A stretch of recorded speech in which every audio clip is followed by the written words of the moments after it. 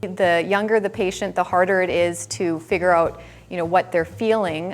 In little kids, sometimes you just have to kind of be a bit of a detective. So they might want to be going to their room and lying down, avoiding things that they enjoy doing. It would be strange if a kid didn't want to be looking at TV or looking at their tablet or playing their video games, and would rather go lie down somewhere dark. A lot of young children also will complain more about stomach aches or that their stomach hurts, and actually in the migraine world, that can be an early form of migraine where they can have more abdominal sort of issues rather than head issues. And then as the kids get older, it becomes more like adults. They can tell you what they're feeling. Another great tool is actually having kids draw what they're experiencing. And it's really surprising what you'll see them draw. Sometimes, they'll put drums around their head, and you can kind of, imagine that that's what they're feeling, as if there's a drum in their head or a heartbeat in their head or a vice squeezing on their head. And so that can be a really helpful way if the child doesn't have the verbal capacity to explain themselves, but still kind of knows what they want to express.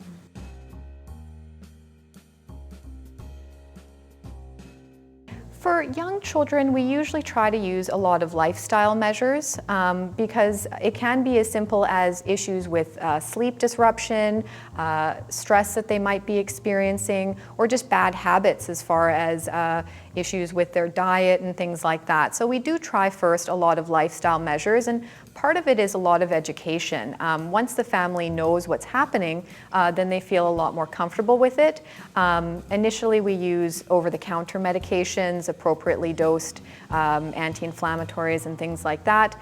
But there are many children that unfortunately those techniques don't work, and sometimes we do need to use medications. It's actually a bit of a controversial topic right now in the headache world because of a recent trial that came out where some of the preventive treatments were pretty much equivalent to placebo.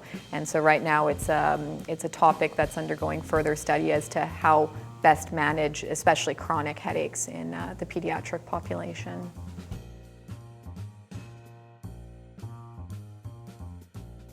So they are very common. If we look at migraine, for example, in the general population, migraine occurs in about 12% of people, so very common. More common in women at about 17%, and then 9% of men. So it is a really common disorder when we look at adults. Children, numbers are almost pretty similar as far as how many children are experiencing migraine type headaches. And actually in the young children, it's more common in boys, and then once they hit puberty, it becomes more common in girls. So there's a bit of a switch there of the sexes.